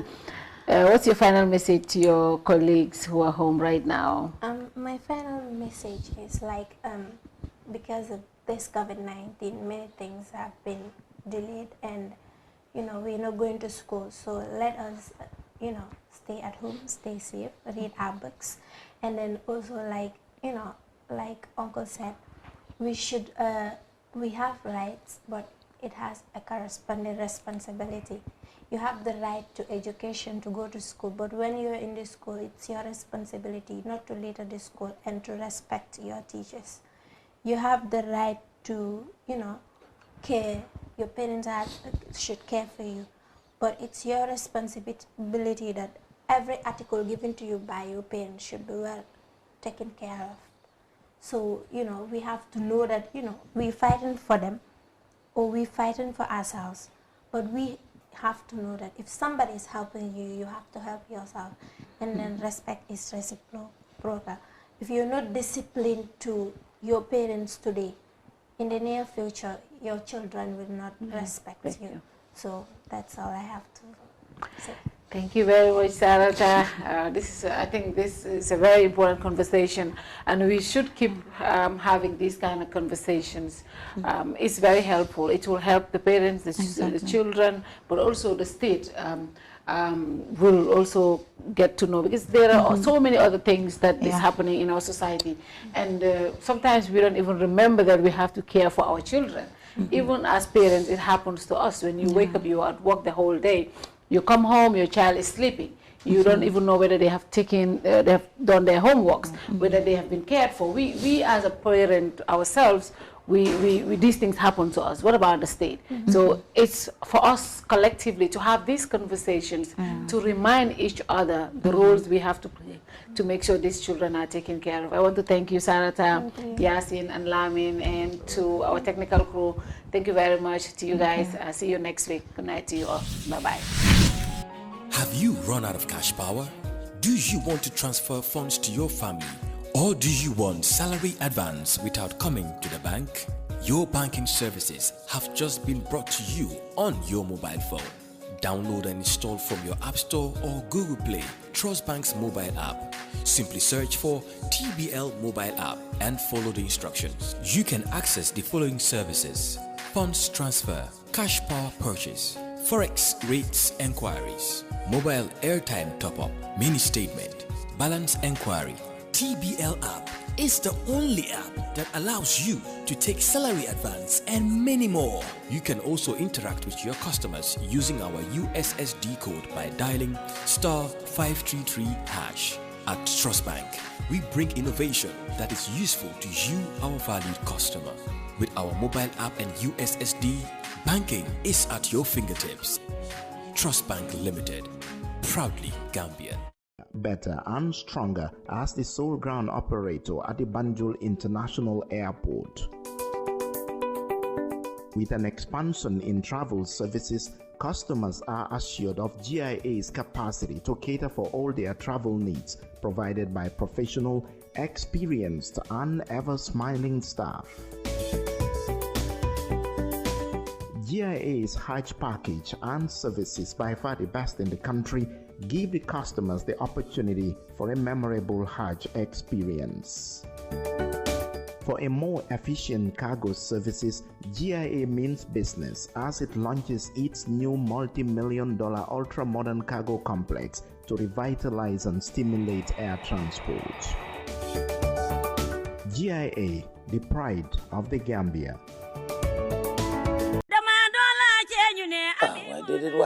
ay warula naaj ay xam naa ne bu paree rek ma kontaan. sama secret mooy ami tamaate jeeg balaa jonge day mun waañam ami tamaate soo ko defee si sa tooga da koy xonkal cuur jeeg bu koy jëfandikoo sa jëkkër du la musa mere. Nijaay. waaw. baal ma tey dama naa gis sa añ bi. séeri xiif naa de. waaye léegi ma pare topp suma lii maa ngi dem yegg kaay. waaw topp suma gannaaw. loolu de laa bëgg a dégg. Faro Company mi ñu indil bébé Mariam moo ñu indil Ami Tamaate. Ese sa benn cin xonq na. Ami Tamaate de moo si jaar. Ami Tamaate. waaw Ami Tamaate. moo ko xonqal nii. jëm. bis ni ki tey. dee naa la Ami Tamaate. doomi ndey Ami Tamaate bi nag léegi ku ko bëgg nag nooy def nag nga koy am bépp marché boo dugga bitik supermarket table yi bépp foo dugga si biir réew mi di nga am Ami Tamaate.